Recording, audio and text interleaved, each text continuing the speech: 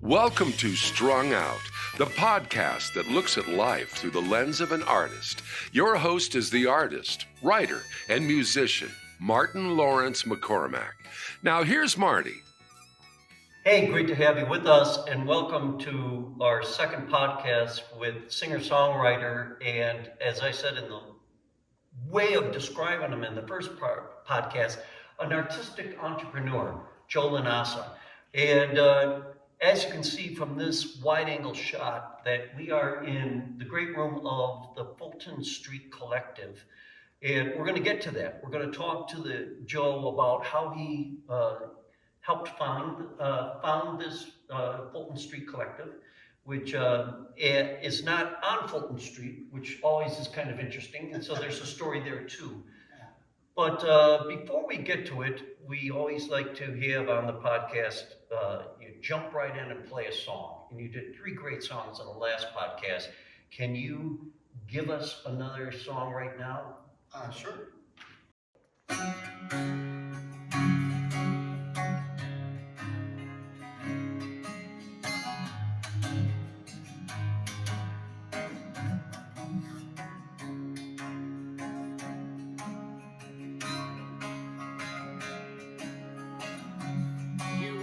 Telling me I had to change my ways. Then you kiss me with the sweet, sweet lips and love me just the same. Wipe them out, that an attitude that never let him down. Until a ship I caught up with him, he never made a sound.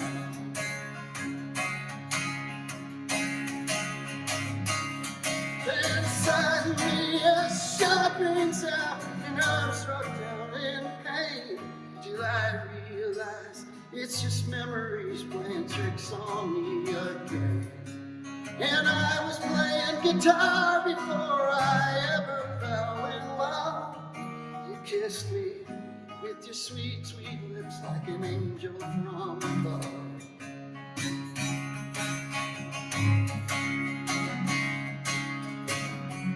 Every song I sing, I can hear your voice ringing out on the chorus like an angel who has spread her wings.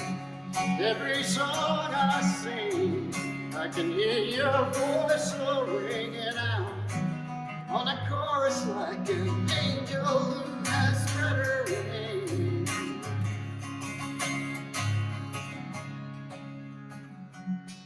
Cries that I'm alone, I worry for you, she sighs. She doesn't know that I came home and saw what you did that night. Johnny still checks in on me, but he always acts surprised. He finds out that 20 years ain't long enough to hide.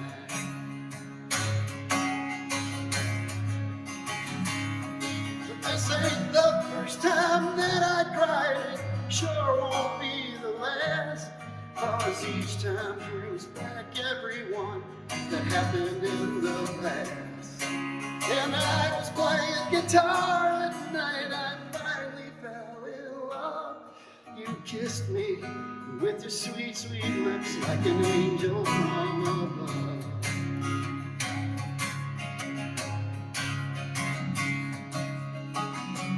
Every song I sing, I can hear your voice ringing out on the chorus like an angel who has spread her wings.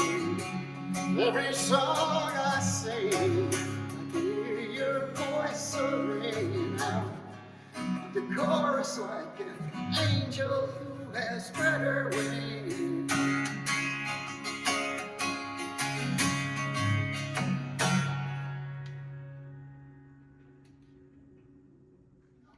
Is the title of that one. And so we're in this space, and not every artist has the kind of vision to decide, oh, I'm just going to put together a big cooperative. I know of some artists that have done this, but not in this fashion. And I would like you to just tell us, you know, what happened here? What do you mean? Like you're asking like how it started, why Sure. I did this and everything else? Yeah, what Well- got you into this? This is a huge thing. Well, thanks for asking.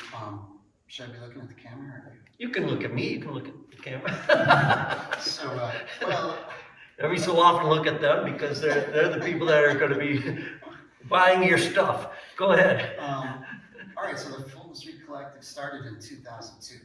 Okay. You know, so, and it started because my dear friend Anna Furman thought of it. It wouldn't exist if it wasn't for Anna. It was her idea.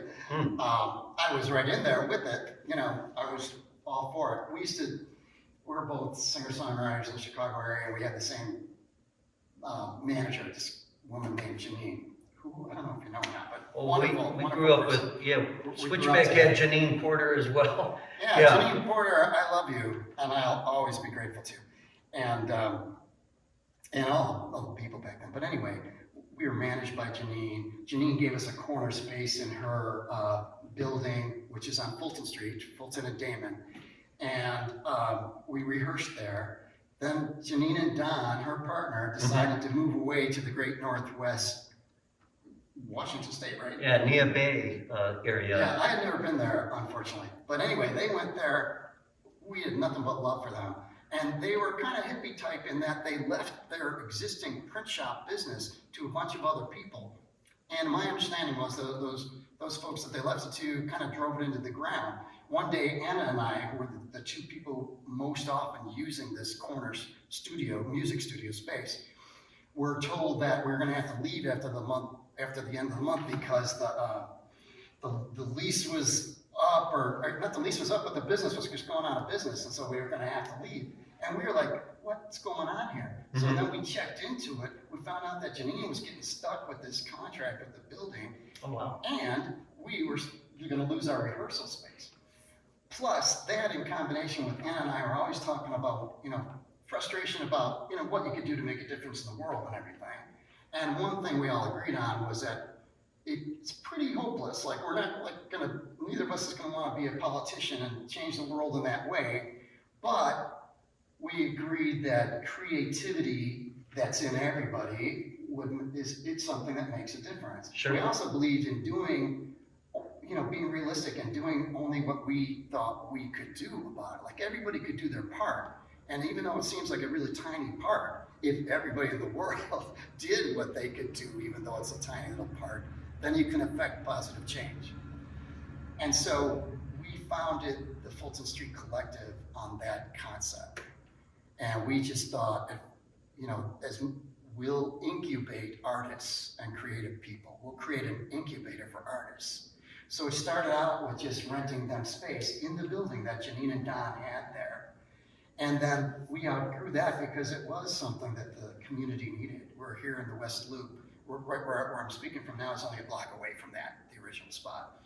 And the neighborhood needs it. Chicago, all the communities north, south, east, and west of us need an outlet for the creative expression. And so we expanded from the number of studios, we expanded to the third floor, and then we eventually moved to a different building, a more artist-friendly building. And we expanded to become where it was more about the programming and the incubation of artists more than just renting out studios. So did the artists find you and Anna? And by the way, Anna Furman is a singer-songwriter extraordinaire, originally from the Racine, Kenosha area, but Chicago for sure, and I think now in Portugal. So, she didn't give permission to use her name on this show either, but Yeah. I'm sure she won't. she'll be fine. She deserves the credit for it. Right. It wouldn't exist without her. Here you go, Anna. She then went to have children with her awesome husband, Wally, and decided to get out of the business, Fulton Street Collective. So I, bought her half of it and continued with the idea and the concept. And it's still alive today, 20-something years later. So we're very happy about that, and I believe we are accomplishing our mission, but we have a long way to go yet. We feel like we're still just in one location in Chicago. Our dream is to make this a template for others and have more participation and incubate as many artists, crank out as many artists as we can. Okay, you That's say our dream. your dream and our mission. Who's sharing that dream and mission with you these days at the collective? Well, Is there a board of directors? Is there a bunch of fellow, or are you the big kahuna? Right now, I'm the only owner of the business, but I think that this dream is shared by many of the artists who are here, and certainly the staff that are here. My job is to make sure that the staff, and we have an ever-growing staff. You know, there's people who coordinate the events and coordinate the membership. It's a membership-based organization. Okay. And we all have this dream. Any one of them can tell you the story of our mission, which is to cultivate and incubate artists and creativity. And these artists, how did they find you? I mean, is it word of mouth? Is it this? Because you have, how many artists do you have now? You're talking visual artists, talking entertainers, right? Visual and performing arts. Yeah, Any kind of art form at all is welcome here. Wow. You know, we have studios, and I think the most valuable thing that we have is our programming. You know, we have programming that gives artists a place to express themselves. There's shows, there's a show up on the wall here. This is a show for a big show. There will probably be hundreds of people coming through this space tomorrow, which is, you know, I say is Friday, October 4th. Well, this will air afterwards, but what is the website of the Fulton Street Collective? It's Spelled out all the way, FultonStreetCollective.com. So by the time you're watching this, this exhibit will be gone, but there'll be other ones coming through, and there's also performances all the time here. Constantly.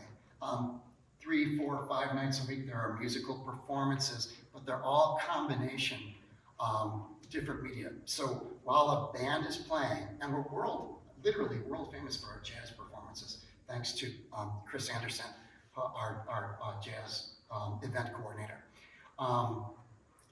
While there's a performing artist show going on, there's always a visual artist show on the walls, and there's always 1 or 2 artists who are actually painting the performance live.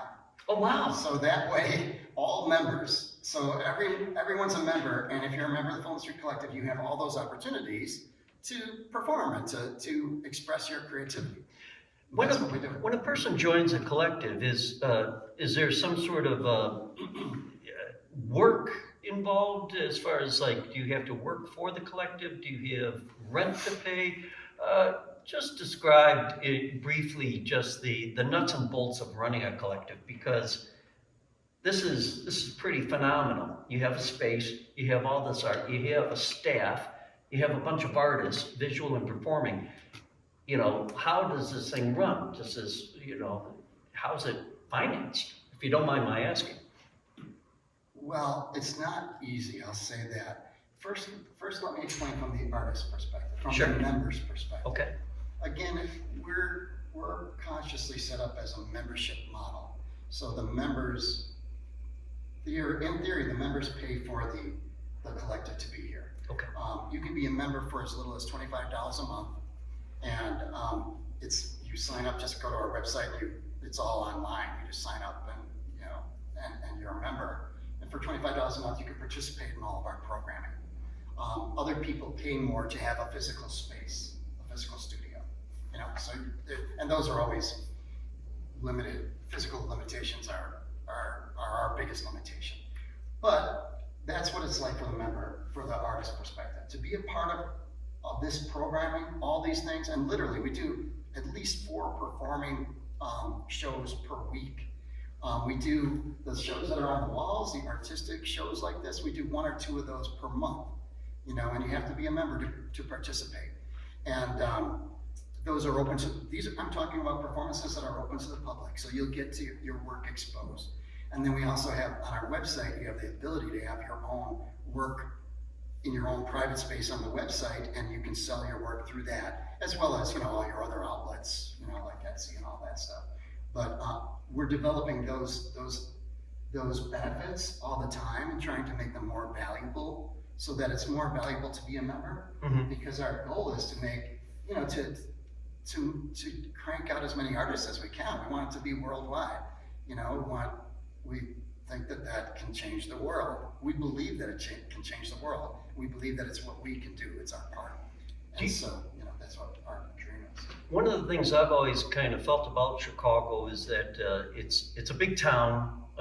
Artists themselves kind of run in different circles and cliques. So it sounds like what you've done is you've created kind of a unifying center to bring in different kind of artists and that. Are you finding people coming to Chicago to be part of the collective?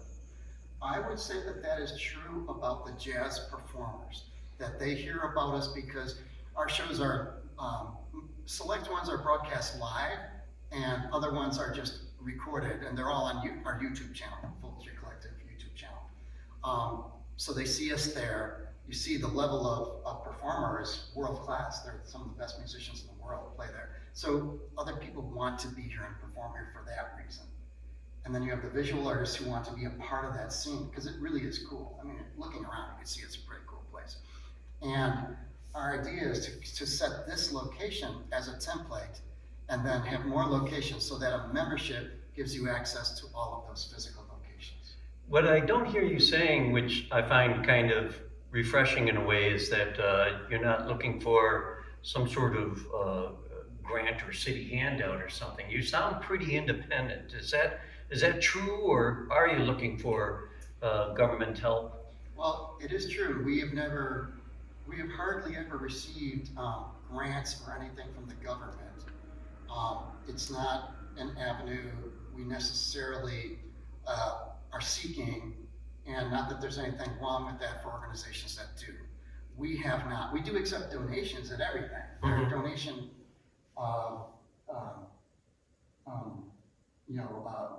Tip jar? Yeah, the tip jars have been I thought I saw a donation thing. Tip jars have been replaced by QR codes, but QR codes, they're okay. everywhere on the Yes, walls, everywhere. okay. So you can always donate every performance and everything. But right now we have a lot of things to do that we need to improve, and one of them is being somehow forming relationship with the philanthropic community so that we do get that kind of help, because we are not a profitable company. Mm-hmm. You know, we generally break even or lose money, and we need to do a better job of that. Are you a 501(c), or is that? We're not yet. We're always thinking about it, but we always thought that we wanted to maintain independence and not be dependent upon donations, Mm-hmm. and so did not ever do that. We may in the future, but we do need to do a better job of just connecting with people who want to support the arts. And we just need help. We're all people, all of us are people who have other jobs and who, you know, work really hard and are doing this because we love it. Nobody's doing this to make money, and nobody is making money. Well, you're keeping in the tradition that really Don and Janine, the Hammerquist, Don Hammerquist, Janine Porter, instilled in a lot of us back in the day of just do it, kind of, and don't rely on the system. I think that's that's a very Chicago thing, but I really think in some ways it was a very Don and Janine thing. They were kind of part of that 1960s anarchist kind of, down with the man kind of thing. So I think I always loved that about her. And I want you to think of a song to play, and then what we're going to do is we're going to talk to one of the artists that's working here in her studio. We'll walk the camera over there and bug her. And then we'll come up and wrap up this with Joe playing one more song. So do you have another song in the vast arsenal of Lanasa music? Sure. Okay. I'll think of something. What do you want to play for us? Not sure which would be most appropriate. Anything inspired by the collective? Everything is kind of aligned with the mission of the collective. Okay. So maybe I'll sing something that's inspired by, or as a tip of the hat to Marty Robbins. We started in the last podcast, talked about one of my childhood influences when I was 5 years old, going to a Marty Robbins concert. So I can think of a song where I kind of do an homage thing subtly, which no one else in the world will freaking know. But That's great. you might realize if you know Marty Robbins. So Oh, well, I love Marty Robbins, and I just think I love the fact that you have that connection to Marty Robbins. So let's listen. What's the name of this Marty Robbins homage? that song is called Friendship Never Dies. Friendship Never Dies, Joe Lanasa.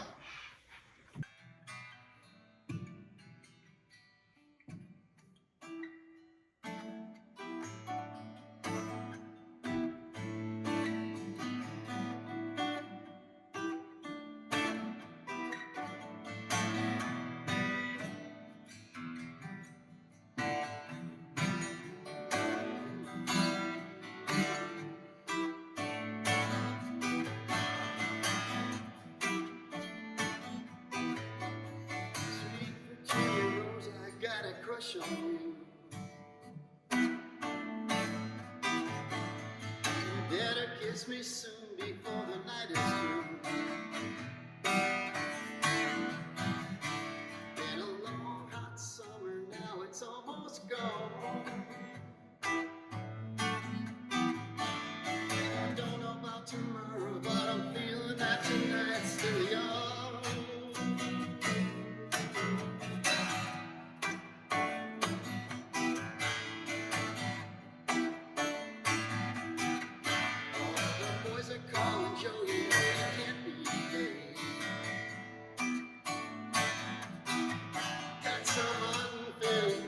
Got no time for romance and heartbreak. So we pack a bucket man for a quick little ride. Molly, Maggie, Joe, and Johnny, 99. And we pull up to a fortress of a house in everything style. All around me, but the devil's close behind. Second city music on my mind. I got my band, my boys beside me, and a love that'll never die. The nights are chilly, flashing for my eyes.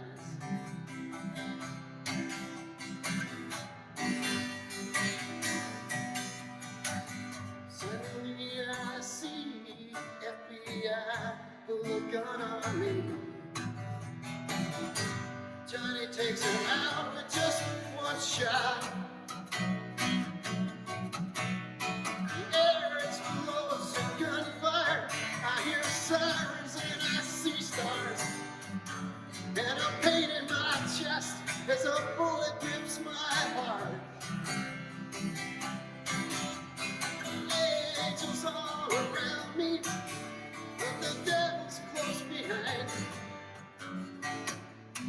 Second city music on my mind. It was then I heard you're bleeding bad, man. I think I'm hurt. Johnny whispers as he fell across my chest. Brothers, we are forever. He yells together as he died. But never were we ever more alive. Brothers, we are forever. We are together as we die. Never were we ever more alive.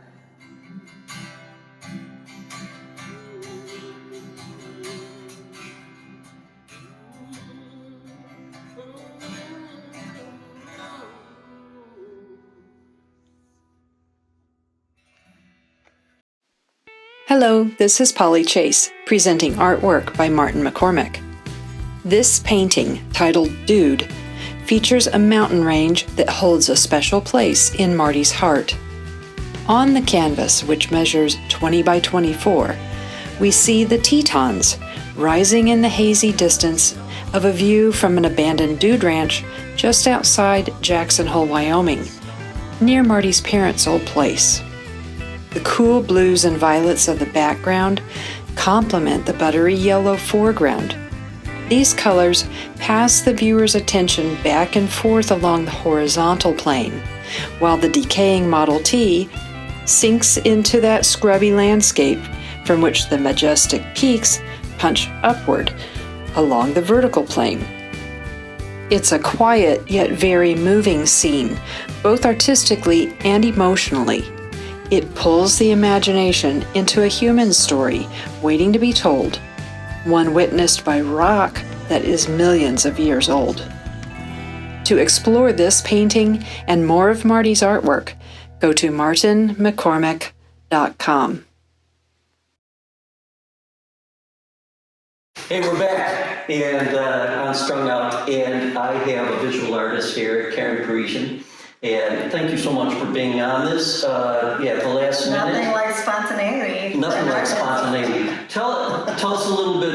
How long have you been here at the Collective? How did you get into it? And what do you think about it? Yeah, well, how long? A really long time ago, like one of the founding members, a friend of mine, Molly Maru from India, was looking for a studio mate in a studio. I knew Anna Furman, who was one of the original founders with Joe, and sort of happened into it. And honestly, like over time, the concept was to create an incubator for artists. Is that what you say? Yeah.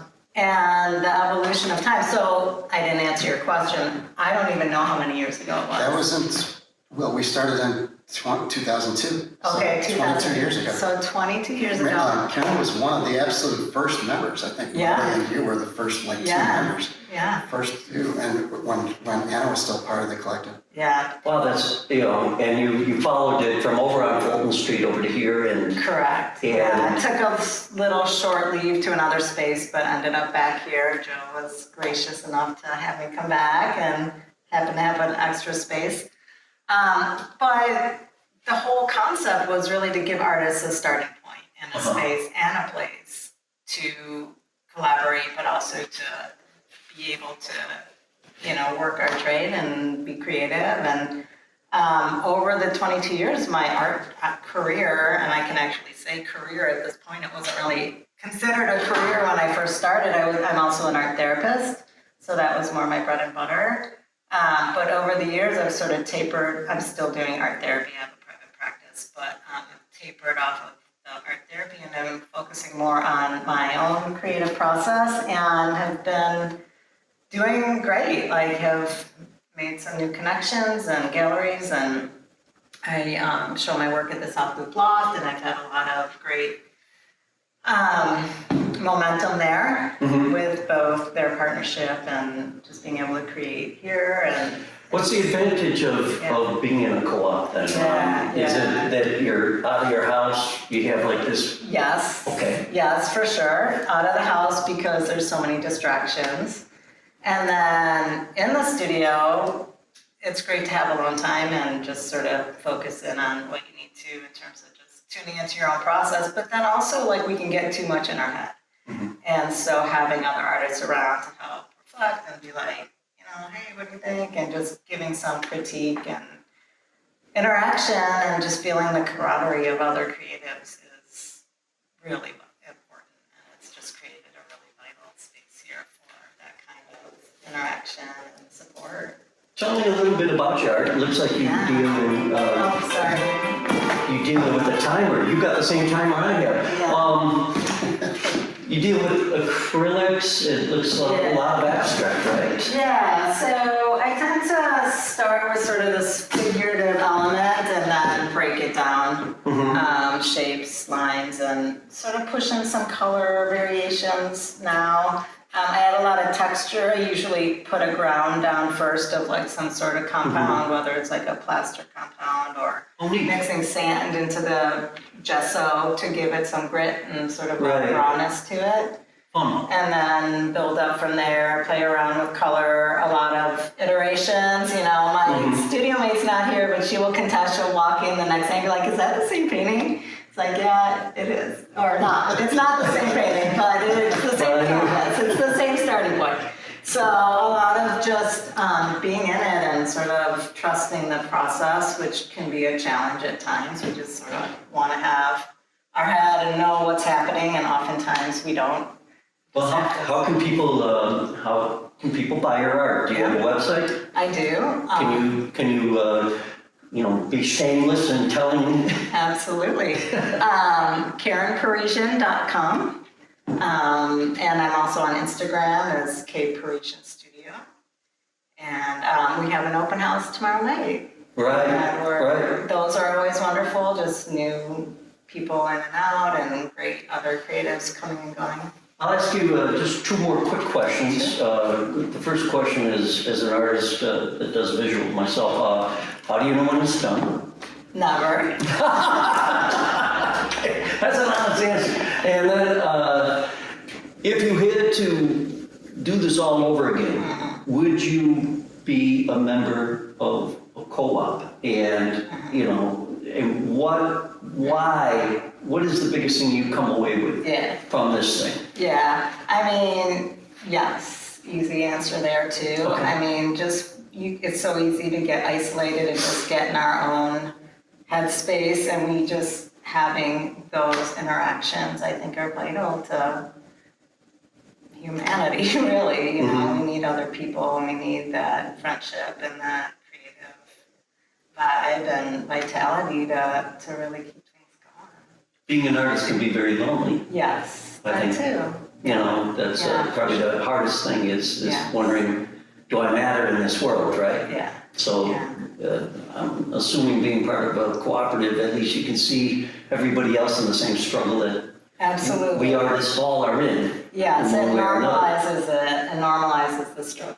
It's like, oh, I'm not the only one who, is getting stuck or needs a little interaction to figure it out.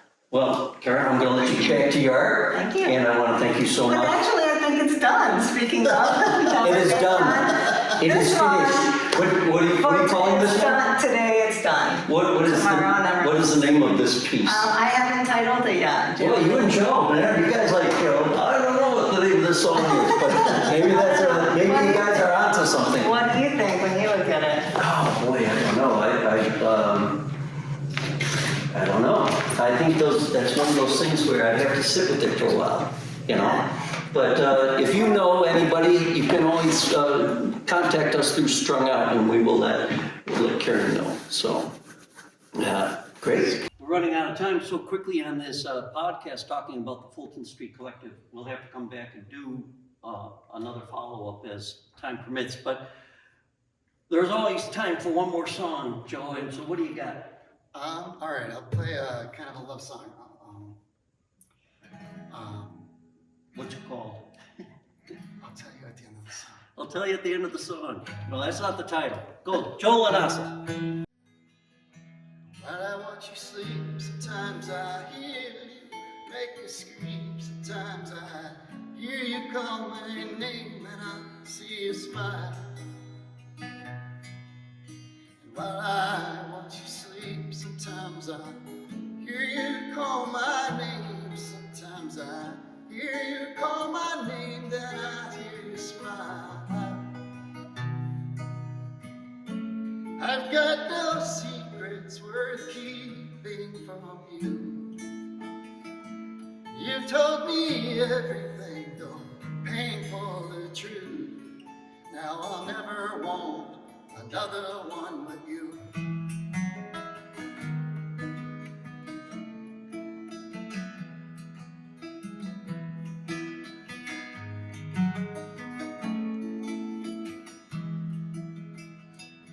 When I hold your hand, I'm no ordinary man.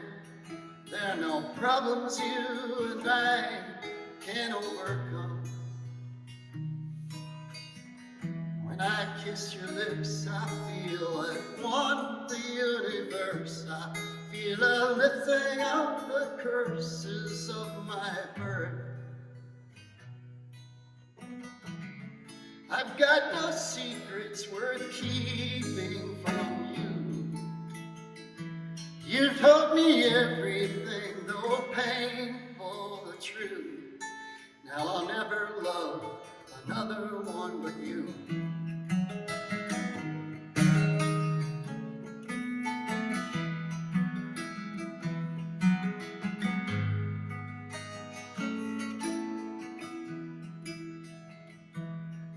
whenever we're apart, I feel this burning in my heart. I want to cry out in the dark, baby, please come on. Our bodies are as one, you hold me deeply as we come, and our eyes connect our souls forevermore. I've got no secrets worth keeping from you. You told me everything, though painful but true. Now I'll never love another one but you.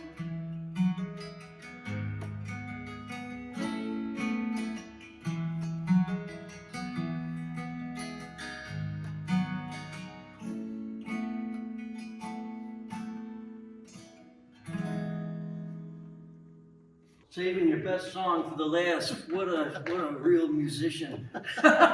Hey man, I want to thank you so much, and thank you for what you're doing for the art community as a whole. And you're a living example of what it means to be a true artist. And I want to thank you folks, and hopefully you're inspired by Joe and what he's doing. And till next week, we'll see you guys later. Okay, bye-bye. Thank you. Thanks, Mark. Thank you for listening. For more information about this show or a transcript, visit martinmccormack.com. While there, sign up for our newsletter. See you next time on Strung Out.